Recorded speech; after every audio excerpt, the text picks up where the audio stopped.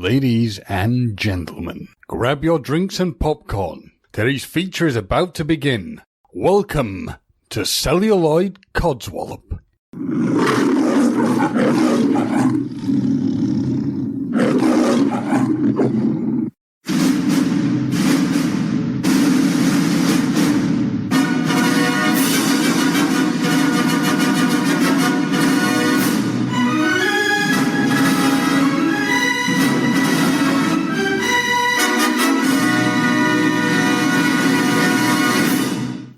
Hello and welcome to this week's Celluloid Codswallop, and it's a slightly different Celluloid Codswallop because it's Christmas based for this episode.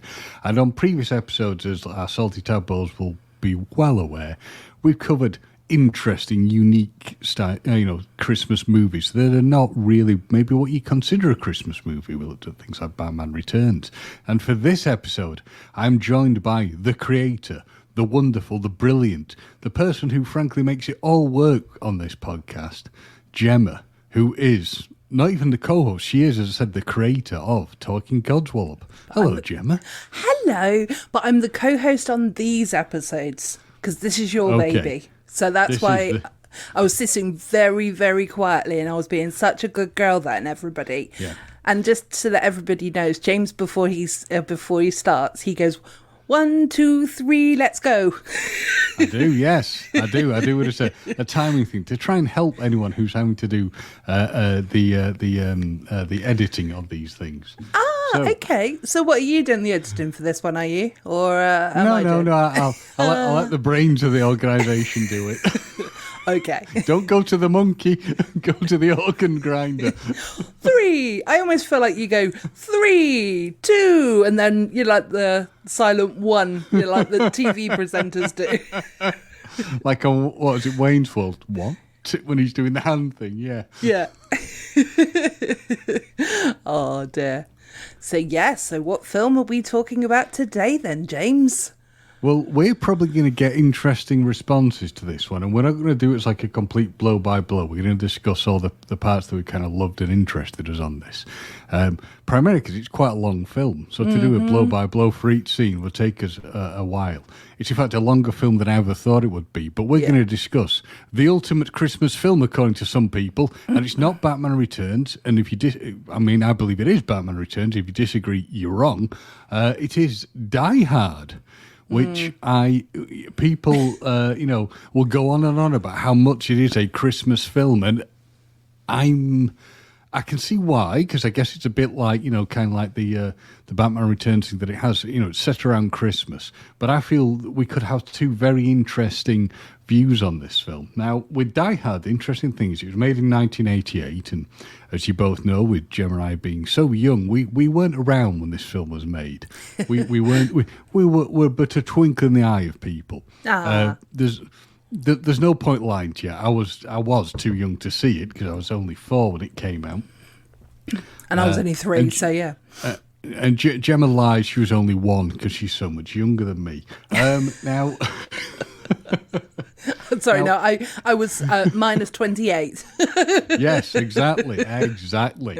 Tell us the truth, you see. Gemma has been on this with us. But the interesting thing on Die Hard is it's actually based on a novel called Nothing Lasts Forever. And the character in the novel was not known as John McClane, he was called Joe Leland. And it wasn't about him coming to... It was still terrorist-based, but he wasn't coming to save his wife, who was the character that John McClane in this film is setting out to try and save, amongst other people. He was actually his daughter. And when this film was first mooted, what could have happened is it would have probably starred Frank Sinatra. Now, you might think a bit of an odd choice to go with Frank Sinatra, but the reason behind that is that he played Joe Leland in a film in 1968 called The Detective. So logically, when they wanted to make a sequel, it would have been him, but he passed on it. I mean, he would have been getting on in years by 88. So for casting it, the people they initially looked at when it was going to be Die Hard was people like the obvious kind of people like Stallone or Clint Eastwood, Mel Gibson, Don Johnson, and Schwarzenegger. As I understand, it was even offered the role, but he turned it down, so he wanted to do comedy, and he went into making Twins. The interesting thing on this film, though, is that we all look at, say, Bruce Willis, who obviously was the person they cast as now being like an action star and being known for that. But at the time, he was a bit of an odd choice because he was predominantly known for making, for being in Moonlighting. So he was basically making like sitcom comedy stuff. So it must have looked a bit odd for them. You know, it's a bit like when they cast Michael Keaton as Batman. He wouldn't have been your obvious choice, but it obviously worked. And it completely revolutionised the career that, you know, Bruce Willis could have had, and turned him into this massive, well-known, huge movie star and action star. And again, it's seen that shift that you would see from somebody from television as well becoming a film star, which is, it's gone a bit weird now in the way things work with people sort of going back, you know, going to film and back to TV or vice versa. It's no longer such a strange thing to have somebody who's going from one genre to the other. But enough of my wittering on the prehistory of this film. I was going to say, am I here or not? Yeah. Up to this point, all I will say is, and I will be slapped down, I'm sure, by the Salty Tadpoles and other people. I have never seen this film up until now. No. But I'm going to tell you one really weird thing. I had a family fan of this film who was a big fan of it. Unbelievably, it was my grandmother. Oh, really? She loved Die Hard. She was there to going, it's a really good film. You should really watch this, but there is a lot of swearing in it. So, yeah. Bit of an odd one. I was saying to my dad about this yesterday. I said, yeah, we're doing a review of Die Hard. And you'll never guess who liked it. And he went, my mother. I went, yeah, she really liked Die Hard. Oh, well, that's good. Yeah, this was the first time I'd ever watched it as well, because I don't really like action films. So probably my review of this film is probably not going to be quite as positive as most people's, but purely, I'm sorry, also, just in case there's any clunking and banging in the background of my audio, it is dinner time in the house, and dinner is being prepped as we speak. So apologies if you hear any clunking and banging, but my bedroom is right next door to the kitchen, so I can't really do anything about that. But yeah, so going back to the film review, yeah, it might be probably on the negative side. Maybe I've picked, you know, like I've seen some faults and stuff with the film and whatnot, but at the same time, why, when you do a movie review, do you have to like it? You don't have to like it, do you? You know. No, we review Catwoman. Exactly.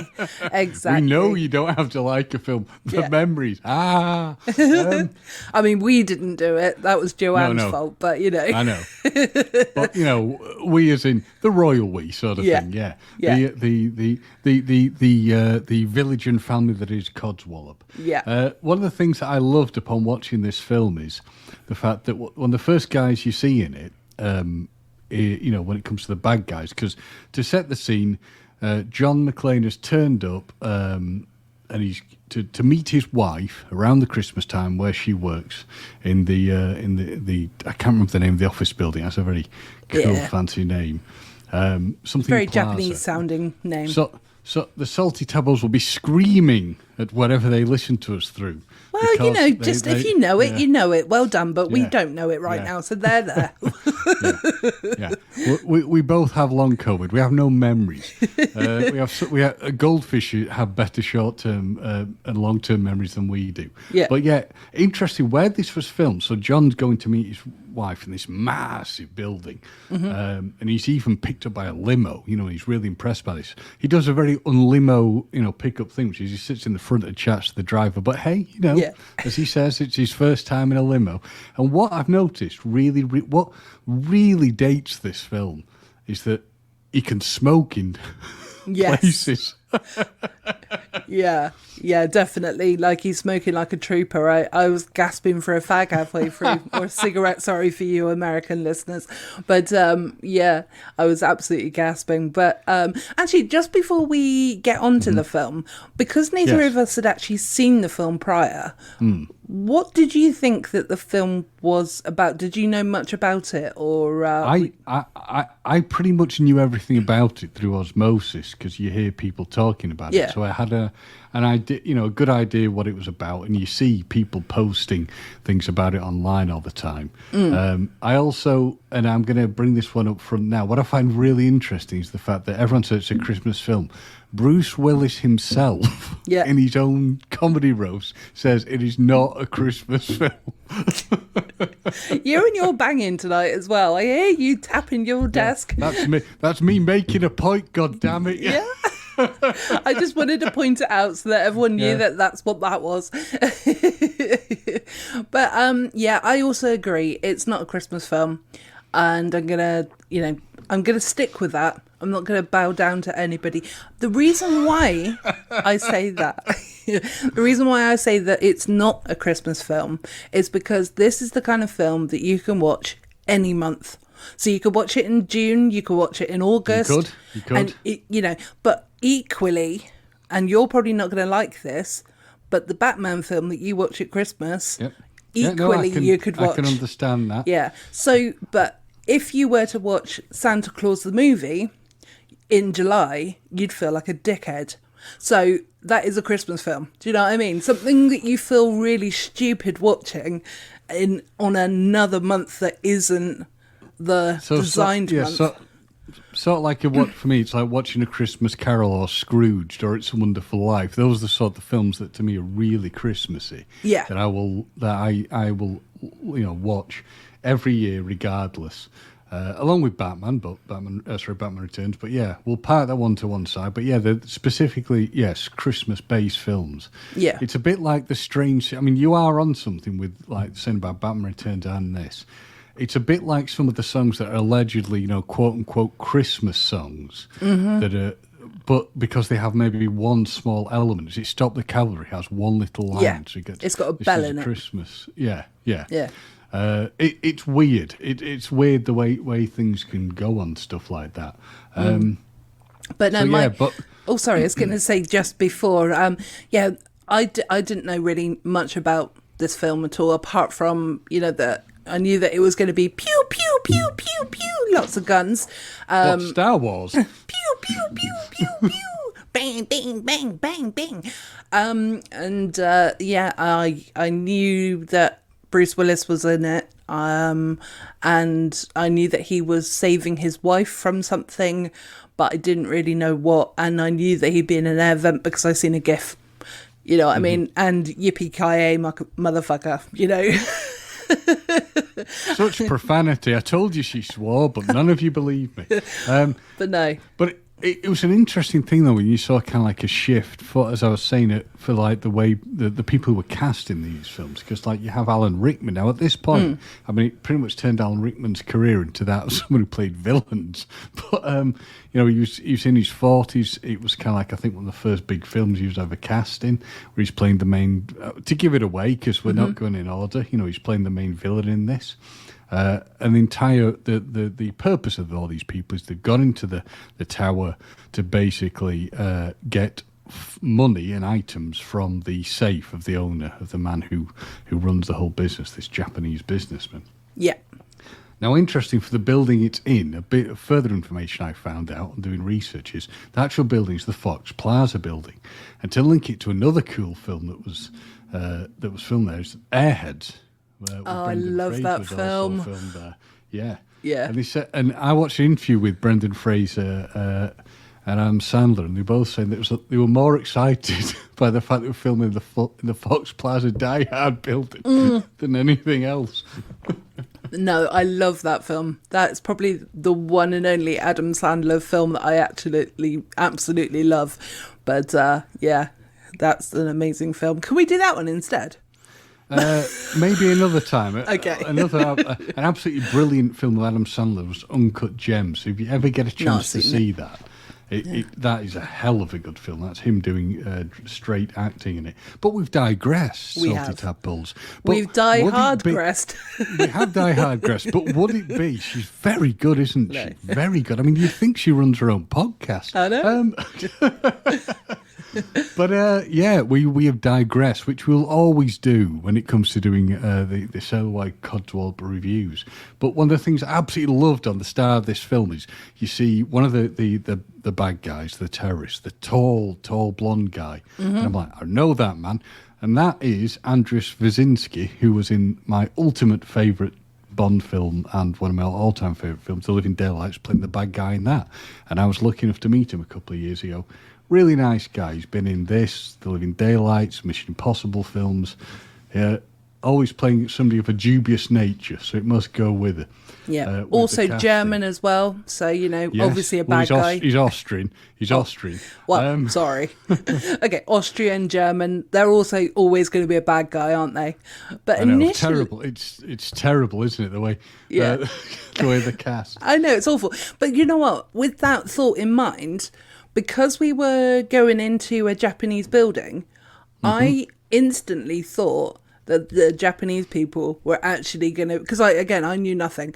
I did the stereotypical thing of assuming that the Japanese would be the terrorists in the film, because it's of that time when the sort of like Japanese were actually always the like terrorists sort of thing.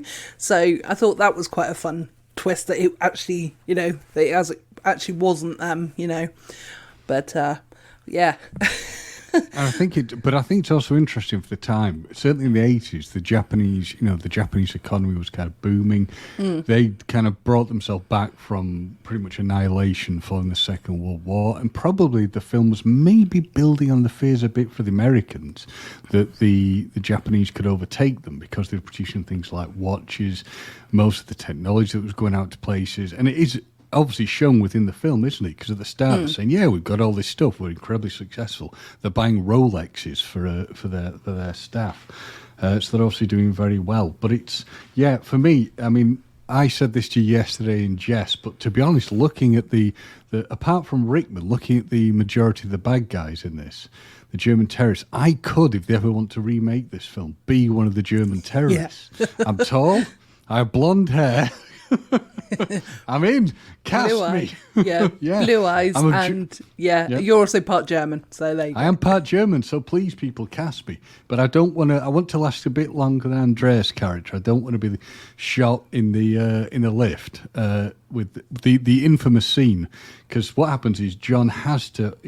The terrorists are smashing everything to smithereens.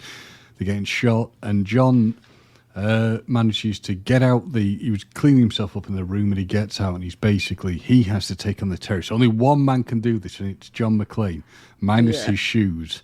Ugh. Yeah, because he was feeling the carpet, wasn't he? Like he was recommended to do from the guy on the aeroplane.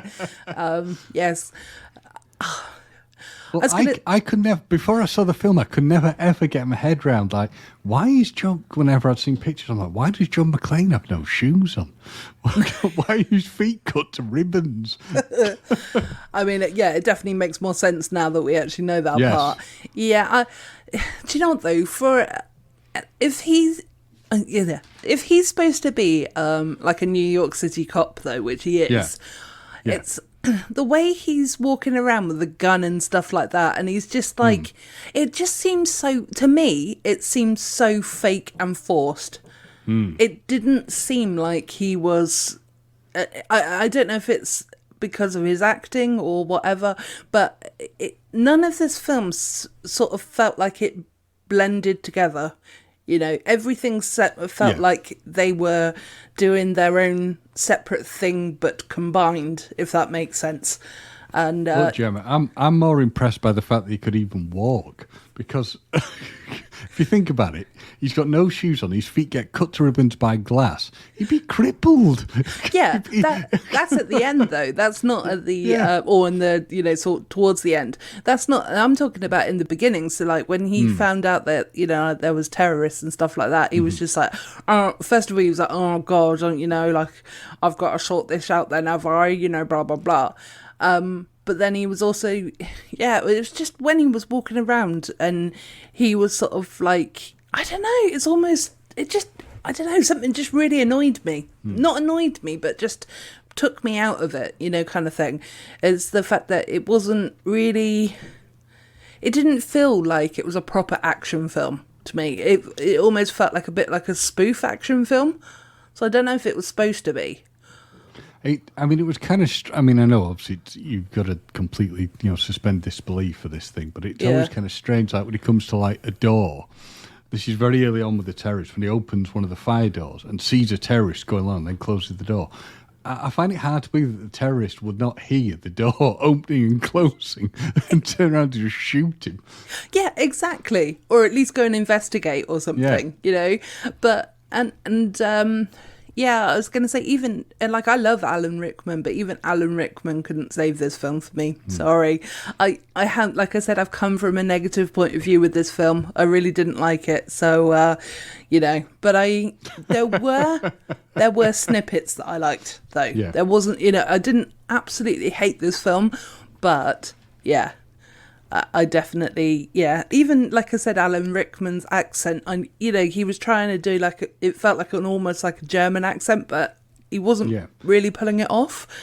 Well, on that it's interesting because his accent he's trying to sound German, and he kind of does but doesn't. But then there's a point where, again, was going to spoil it for you because everything's going mad. McClane's killed Andrew Fazinski's character and got his machine gun, and then there's a point later on where Rickman pretends not to be. I mean, it makes sense because he's dressed in a suit, so he blends in. Yeah. But he pretends to be just a person who's been held hostage, and then changes his accent. I thought he meant to sound English, his natural accent, but then he started getting like weird American almost inflections in it. I'm like, where is he actually supposed to be? I know he's just pretending not to be one of the German terrorists, but it doesn't make a lot of sense. It's kind of weird. I mean, he's good in it. As I said, it set the entire template for him to be a villain in a lot of future things. But it was just very strange like that. Yeah, just because I've seen him in a lot of things. Like I've seen him in, was it Robin Hood, Prince of Thieves, was it? That's that was one of his big ones, Yeah, and he did a phenomenal job in that. But he was just using his own voice, you know what I mean? Yes, and that is what makes Alan Rickman, is his own voice, you know what I mean? I mean, he's got amazing acting as well. But in this film, he sounded like like we said, he sounded like he was like talking with his normal accent, but with a slight German accent. But then he'd lose it halfway through, and then it was like, it was just his voice was all over the place, wasn't it? But I don't know if that's because I'm so used to hearing his normal voice. I'm not sure because it's like the same kind of strange accent thing you get that a bit with Jeremy Irons when he's trying to put on an accent. So when he tries to do an American accent, his accent will slip noticeably. And it's interesting that I mention Irons because he's in the third Die Hard film. Oh, I'm not watching that. Okay, James. No, he's in the third Die Hard film playing a relative of Alan Rickman's. He's playing Alan Rickman's character's brother. So, okay, interesting casting there. Yeah.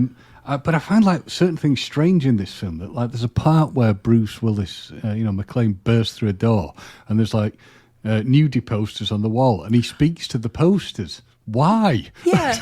Or what was that all about? I know. And then he like touches it every single time he goes past it as well. If you notice as well, he either touches it or looks at it every time he goes past it.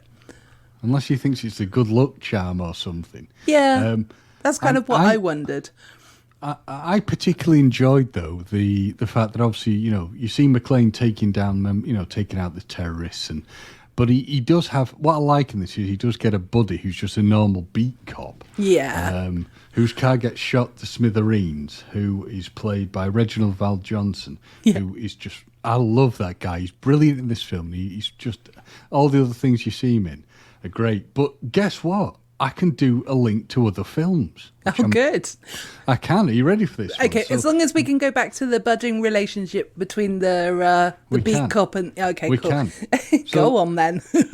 Reginald Val Johnson and Willem van Homburg and William Atherton all have a massive link.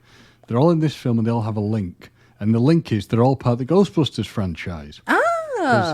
Reginald Val Johnson and William Afton are in Ghostbusters 1, and Willem von Homburg, who's one of the German terrorists, is the major bad guy in Ghostbusters 2. Okay, but that's not a DC link, so nobody cares. Well, be careful what you wish for, people. Bugger. I knew that there would be one somewhere because you get excited. There may be other links to other films in this. Anyway. Yeah. But no, I mean, to be fair, that poor cop. Oh, yeah. I don't know any of the names, so sorry. But, so John McClane is trying to get the attention of all the cops. He's gone up on the roof at one point and he's using a walkie-talkie and speaking to... this was one bit I actually quite liked. He's speaking to the operator and he's like, well, what the fuck does it sound like? I'm ordering a pizza?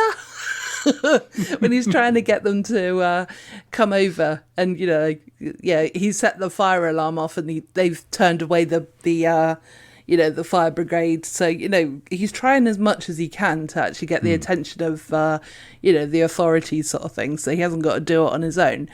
So I did quite like that bit, and how all of a sudden, because of the gunshots, she was like, oh yeah, I better get someone to come to you then. What a thicko. But it's the fact that also he shoots up the car, doesn't he? Yeah, that's what I was just going to go into. Yeah. Yeah. So finally they send over this cop that's just brought up a load of pork scratchings, I think, or whatever it was. Yeah, all his food goes over him, but yeah, bless him. And I thought that cops only ate donuts. Yeah, so that's sort of a line, but not a very good accent. But so basically John McClane's like shooting the cop car, and he's throwing a dead body at it, kind of thing, just to get the attention. Finally, people start turning up, but I really liked the relationship between yes. I can only remember John McClane's name, so John McClane and the police officer down on the ground. They were like almost like you could see like the budding friendship growing between the two of them. Which also the fact that again you get, because obviously it's known for its line, but the welcome to the party pal line, which is the one that's kind of like off quoted for this film, is after McClane shut up the car. It's a hell of a way to get someone's attention, but I'll give him marks for that one. It certainly works. It does definitely, and the whole time that the limo driver's there as well, and he just doesn't hear any of it because he's out in he's up in the back having a party himself. Yeah. I liked him. I liked the limo driver, and I liked the cop, but no other characters really stuck out to me. I always thought it was mad though how McClane actually, I mean, obviously it's just to move the plot forward, but right at the start of the film I was answering all these questions. Yeah. Rather than just going, get lost, which is what you think he'd probably do. Stop being so nosy. And then we're introduced to, I know him as the headmaster from the Breakfast Club. Paul Gleason, yes! Paul Gleason, yeah. And I was like, well, oh my God, all I need him to do now is just go, do the metal salute. Yeah. And it's like, what is he saying? I've forgotten it right now, but don't mess with the bull or you'll get the horns, Don't mess with the bull, young man, or you get the horns. Yeah. I was like, oh, please say that. But I guess, it was a bit early for him to say that. But, there we have it. But it is brilliant within this film for, again, the other number of people you see. So you've got William Atherton, who plays slimy Walter Peck in Ghostbusters, but in this plays like a slimy reporter. Yeah. And then you've also got, and I can't remember the lady's name, but she's one of the newsreaders on this, a blonde lady, and she's known for being in things like Scrooge. She was in that. She was also in the Lethal Weapon films, playing a psychiatrist. Can you stop banging? A number of people. Sorry, I'm getting passionate, emphasising my point. The number of people, I'll try. The number of people who were involved in it. But interesting with Paul Gleason's character, they basically, like on reviews for this film, said he's one of these people. All he is his character works as a placeholder to seem incompetent and make things difficult for the people around him. Yeah. Yeah, because I think this film basically proves how, not proves, but shows how ridiculous, maybe of the time, I'm not speaking of nowadays because I don't know confidently to speak about it, but how bad it is that, how awful the cops and authorities are in America at the time, at least anyway. Because obviously they're just shown as absolutely incompetent. They have no idea what they're doing. They've got one person in the building who's actually doing everything rather than, actually the 100 people that are down on the ground. And then you got the FBI turning up, who are absolutely ridiculous as well. And I love the FBI in this. I think they're brilliant. They're just going all guns blazing, just like, screw the lot of you. Yeah. Oh, well, if we only kill 25% of the hostages, then that's a good day, right? But you've got to admit that actually shows probably quite a logical and realistic approach to dealing with it. You've got to work out the disaster management approach. Yeah, exactly. And then, there was another... What was the other group? Oh, the news reporters. Yeah, that's Atherton, yeah. William Atherton. He does a very good running playing slimy people. He's very good. Yeah, but he completely, at one point nearly screwed it all up because he went and got an interview with the children, didn't he? Mm-hmm. And it's like, you never put the, if you find out there's hostages, you never put the children on the TV, But apparently you do. So it was showing a lot of incompetence outside of the building, I have to say. So, and... interesting that you mentioned the FBI people, and I like this very much because I can bring another link in. So we've had Andrew Straczynski, but also the two people who turn up for the FBI are played by Robert Davi and Grandel Bush. And how do all these three people interlink, you wonder? They are all... two of them were the villains, which is Robert Davi and Andrew Straczynski were the villains for Timothy Dalton when he was Bond in his films, and Grandel Bush was he's one of the guys who tried to help him. So again, and they would have, certainly for Grandel Bush and Robert Davi, they would have made License to Kill around the same time. And in this, they're playing people... Shut up! Anyone else bored out there? I'm just going to say, all I'll say is this: fork you all real good.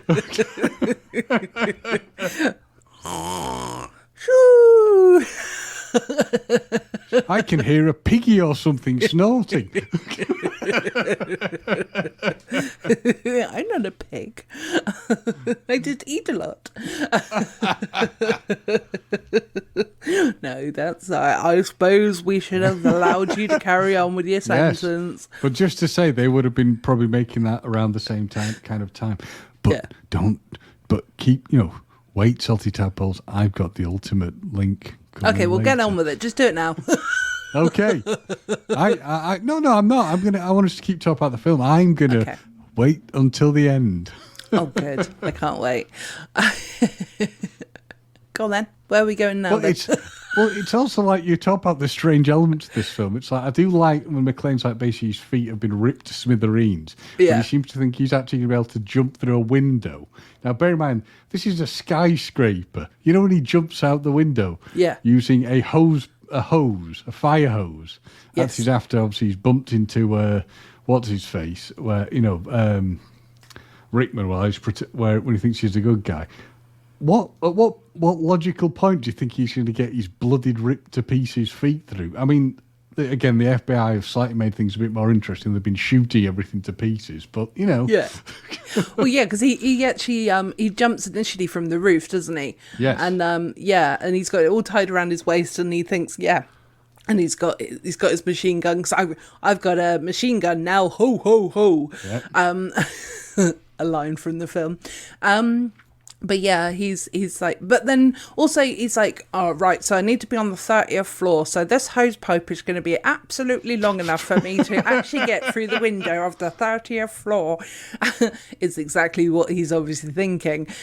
So don't know if he actually made the 30th floor. I assume he did, because it seems like, everything worked out in the way he wanted it to. But you're right. How was he going to get through that window? He wasn't just going to smash through with his...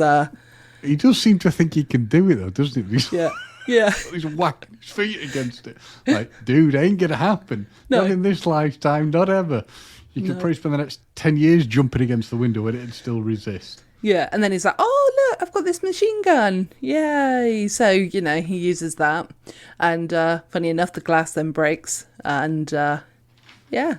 And he's got bloodied feet at that point as well. Bloody feet at that point as well, because they're shooting the windows, aren't they? The bad guys are shooting the windows. Glasses going everywhere. Yeah. But it's that horrible point when he also starts pulling the glass out of his feet later on in the film, when he's in the bathroom and he's on the radio to his buddy. Yeah. And like, there's just like trails of blood everywhere that I'm pretty sure are from him, because he has to start binding his feet.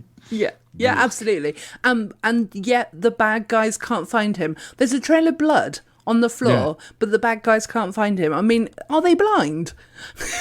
It's like, clearly. Seriously. But again, I got my order slightly wrong, but this is when the FBI come in and do what the FBI do best, which is go bollocks to this and just shooting up the windows. Yeah. But yeah, it's not the FBI that do that, is it? I thought it was the... Yeah. Oh. Because the FBI are in the helicopters and they go up and basically start like shooting because they're trying to basically quote unquote, resolve the situation. Oh, okay. Maybe I'm just missing. Maybe I blanked out at that part then. But sorry, as soon as it gets really actiony, I'm just like, oh god, here we go again. But yeah, I can't keep my attention span very well with an action film, because it just, unless it's like a martial arts kind of one, you know, a bit like The Crow was sort of thing. Yeah, I can't really keep. What, do you mean The Raven? Yeah, The Raven, yeah. but no, yeah, action films are just not for me at all. So, but you know, unless there's somebody actually being killed in it, because I love a horror film, so you know, that's fine. That's a fine kind of action, but otherwise, nah, not for me. To be fair, quite a few people did get killed in this film, so I'm sure you enjoyed that. Yeah. I mean, the fact that McClane hasn't even died from blood loss. I know. And then it's like when the German came through where all the hostages were, and he was like absolutely furious, and John McClane's wife goes, "Oh, good, John's still alive," because only someone would be that pissed off if they haven't killed someone. See, I got my other slightly wrong. It was actually an explosion was triggered by Gruber, the bad guy, and by Hans, But then what happens is that they're going to take a shot, the FBI, Robert Davi's character, and the explosion sends him off kilter. And that's when McClane thinks that his feet are strong enough to break through glass. It ain't going to happen.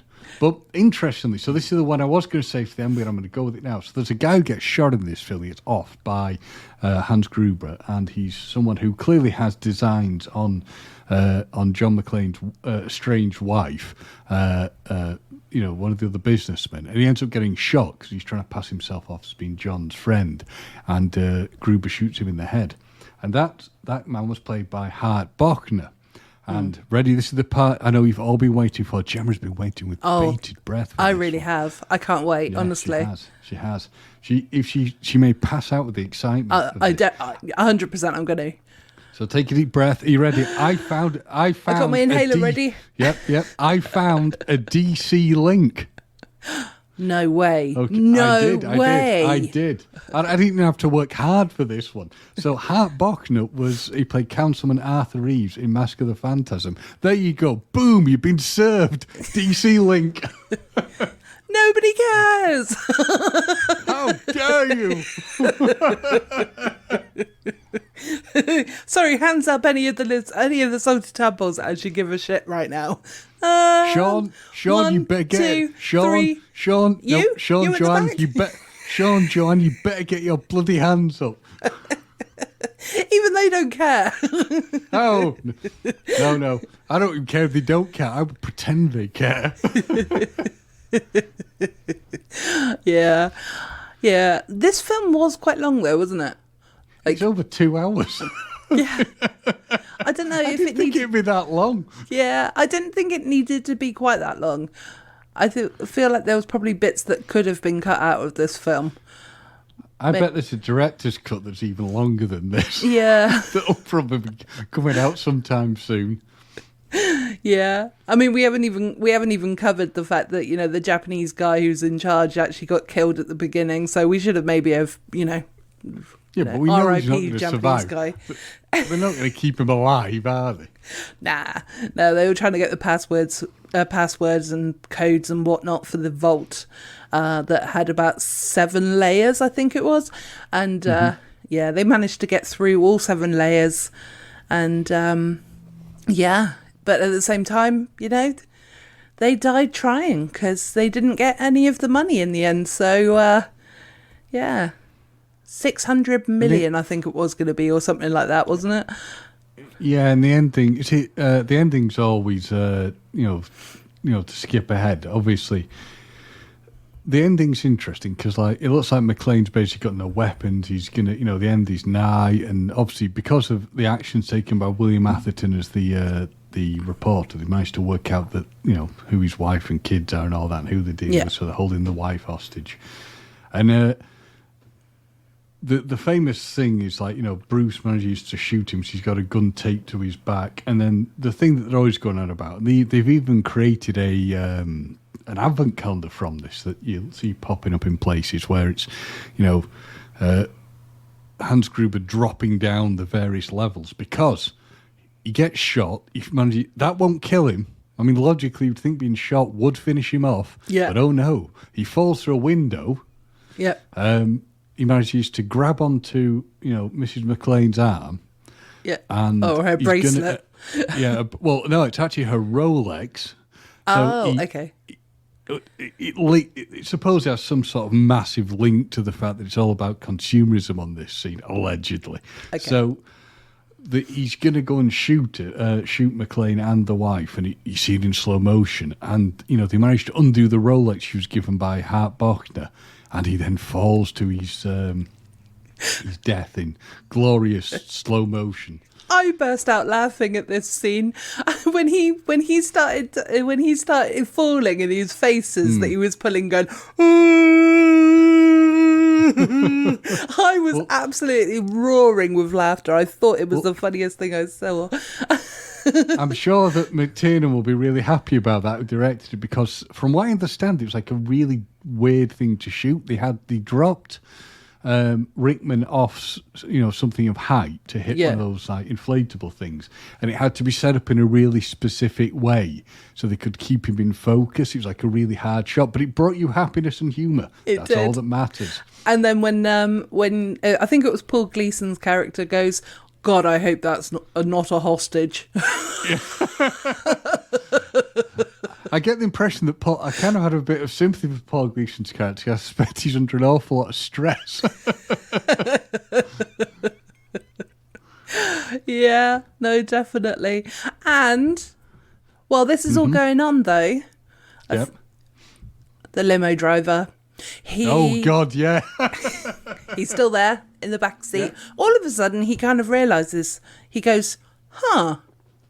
I think he hears it on the radio or something like that. That there's actually hostages, and where he's actually situated, kind of thing. And he sees a van pull up with one of the baddies in it. It's their IT guy, isn't it? Yeah.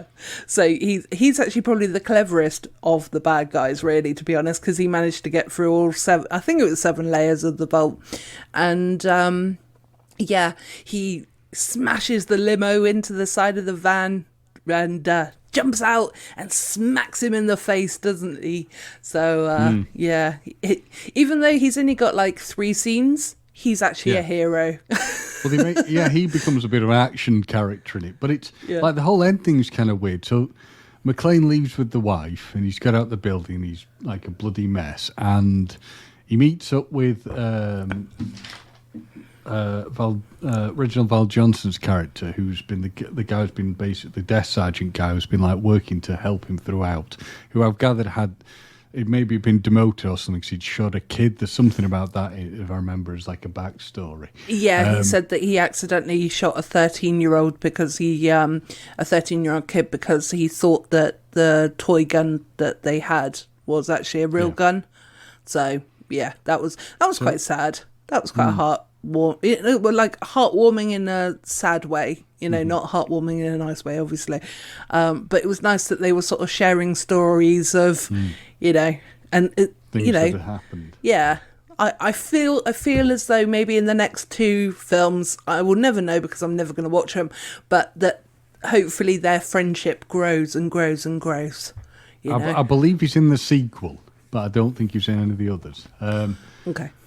But yeah, it's kind of like weird because like Paul Gleason's character comes up and starts giving. First thing they do is they hug each other. Yeah. Which is understandable, but you're almost in the way it was shot, almost looked like it could be like, two people who are in love.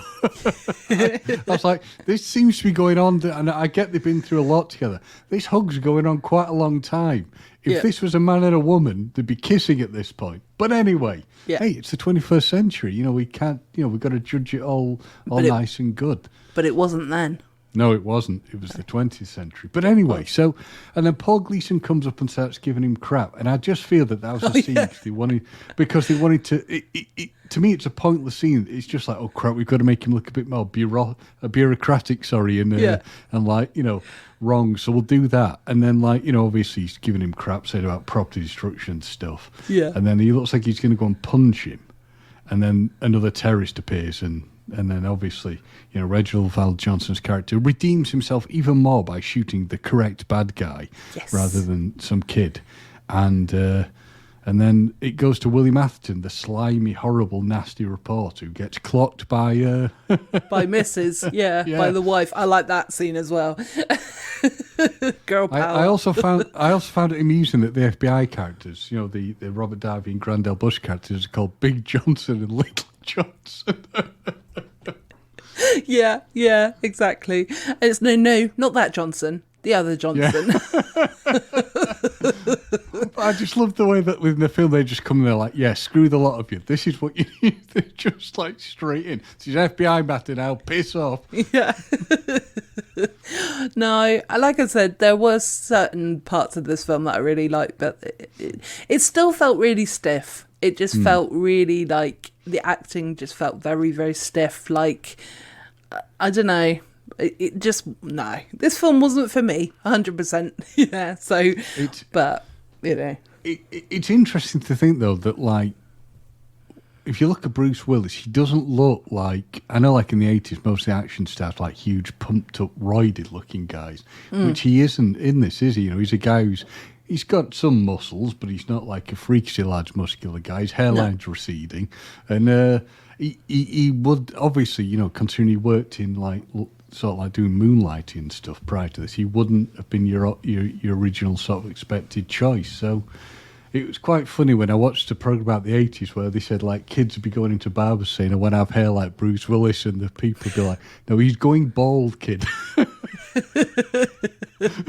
Yeah, you definitely don't want that hairdo. No, you don't want that hairstyle. Give it a few years and you might be able to pull it off, but not right now. Yeah, fair enough. I'm just trying to think if there's anything else profound that really happened in this film. I mean, people might be screaming at us, but, sorry. We probably are. We're probably now on, like, someone's hate list. Oh, get your own podcast. I'm sorry. I'm joking. No, I think... Yeah, it was just like the limo driver turns up again at the end, doesn't he? So it's and he's like, oh no, he's not a bad guy. He's with me, And the teddy's fine. Thank God the teddy is fine. Thank God. To stop anyone getting even more upset, the building is named the Nakatomi Plaza in this film. I was going to say at the end as a joke, but now you kind of ruined it for me, but I'm still going to say it anyway. I was like, so there you go, Salty Tadpoles. James knows all of the actors' names, but he doesn't know what the building's called. But now you've ruined it. I didn't know what the building was called. I had to look for it. So. I thought so. I thought you just had a little Google. But, yeah. So the question I always ask at the end of the celluloid Codswallop runs is, what would you... Codswallop? Yeah, the film is I'm that traumatised from watching Bruce Willis's bloodied and destroyed feet. What would you give this out of 10? I'm only going to give it a 1. Wow, you must really hate this film. Do you know what? Actually, I'm going to be nice. I'm going to give it a 2, but I can't give it any higher than a 2 because there were a couple of moments that I really did like. So, a point for each moment, I suppose. But no, I really did not like this film. So, but yeah, how many out of 10 would you give it, James? I don't know. I couldn't, rather like you, I couldn't, maybe I wasn't in the right frame of mind, but I couldn't get as invested in it as I thought I would do for this film. I'll probably give it a 5, so we've gone right down the middle. And most of that is because I was like, I know that person. This person was one of my other favourite films. I love it, yeah. Simply all because these people went on to do a much better film than this one. Well, it was this weird thing where I started thinking, well, this person went on to this. They want to do other stuff, yeah. Probably that's what I've got most enjoyment out of it, just spotting people from who've gone into other franchises that I like. Yeah, yeah, absolutely. Like I said, I've pointed out the bits that I really liked, to be honest, and I found a lot of it ridiculous. A lot of it like, well, that would never happen, or not because I'd never been in that situation, kind of thing. But it's like, well, that would never happen. Like when he was trying to shimmy down the lift thing, and he had his big machine gun, and he was holding onto the strap, and there was like no way he's gonna bloody be able to catch that shelf thing, or whatever he was aiming for. And it's like, well, of course he does, because it's a movie. But I mean, let's be honest, he'd be dead within under 5 minutes, because as I said, if he'd survived as long as getting to that door, I still believe that when the door opened, someone would have gone, hey, what the hell is that, and shot him. Yeah, exactly. And that was like the first scene, so well, near enough anyway. But it's not a Christmas film, folks. Feel free to watch it at Christmas. If you are a die-hard fan, literally a die-hard of die-hard fans. Fan of Die Hard, yeah, and you love Christmas and you love watching it as your tradition for Christmas, you carry on with that tradition, because there's nothing wrong with that. But it isn't a Christmas film. I have to reiterate. Again, you could watch it in June, you could watch it in July, you could watch it in September, so forth. It doesn't seem like a stupid film to watch at any other time of the year. It's also one of these strange things that it rather like Batman Returns, this is another film that, while set at Christmas, was actually released in the summer. It's the weirdest of things. I know we're going off topic on Batman Returns. Other than the fact that obviously they're thinking, and probably the same thing with this, summer blockbuster, we'll go big with it and make money. Yeah. It would have made more sense to release this and Batman Returns at Christmas, and then you've got a specific link to it. But hey, what do we know?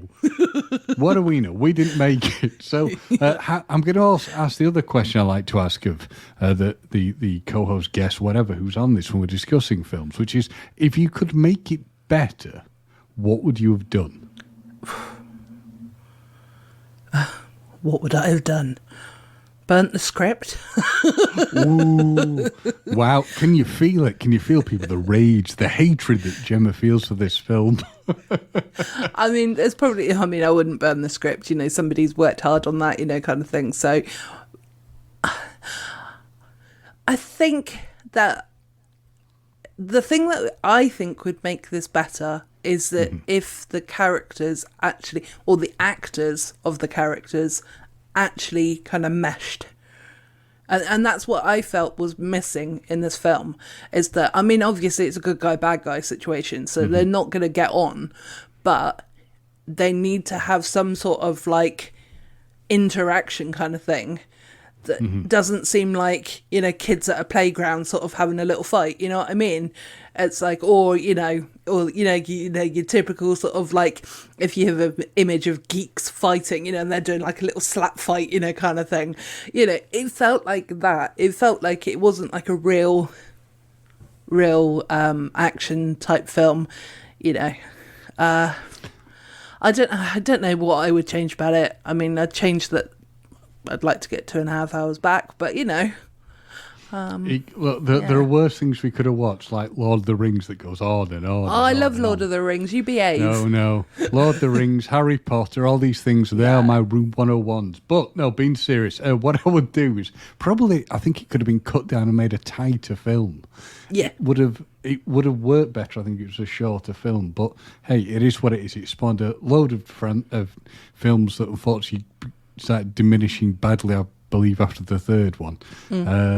And people seem to enjoy it. So, hey, we don't. But as Gemma said at the start, we don't have to necessarily review things we enjoy. I'm still suffering with post-traumatic stress from watching and reviewing Catwoman, and this one will just be added to the list of them. Well, I mean, we had to watch a Christmas film there, didn't we? So yeah, but we did better. To be fair, we did better discussing this than Joanna and I did discussing Catwoman, where it was like, yeah, what were you going to say? Oh, God. It was that bad. We're just like, yeah. There's not really much else we can say. It's that bad. But no, at least for this, we found other elements that are okay. Yeah, absolutely. And there was probably about 20 minutes plus of filler of who was in what other films and whatnot. So. But those are the good things. Those are the good parts. These actors can also be found in such and such. Yeah, Alan Rickman can be found in Dogma, in Harry Potter, in Robin Hood, Prince of Thieves, I think it was that I said earlier. He can be found in so many more other incredible films apart from this one. Yeah, well, it led to the running joke of like him saying the line of "I'll get you," filling whoever it is, John McClane, Harry Potter, etc., etc. Yeah, it's almost like a Scooby-Doo line. I would have got away with it if it hadn't been for the children or the kids or whatever. You pesky kids. So there you go. I don't know about you, but I think we have come to the end of discussing this quote-unquote Christmas film that we quote-unquote have debunked. I was going to say we've enjoyed, but no. I've enjoyed elements, like I said, to find out what everybody else has been in, and you've just enjoyed picking holes in it. In fact, you haven't beaten around the bush. You've gone to the bush with a chainsaw, taken most of the bush down, covered what's left of it with petrol and set it on fire. I did, but there was also... Like I said, there was a couple of characters that I picked out of the bush before I did that, because there are, like I said, there were some bits that I did like of the film, and that for the most part was the cop who was on who was speaking to John McClane and the limo driver. And on that bombshell, on that bombshell. I know. I would say, I'll use the term you also use, which is we've been talking of celluloid codswallop in this episode. I've been James. I am Gemma. Have a good one, everyone. And of course, have a nice Christmas. Yes. And feel free to watch Die Hard. If you wish. As you wish. That's a wrap, folks. It certainly is. Bye-bye. Bye-bye.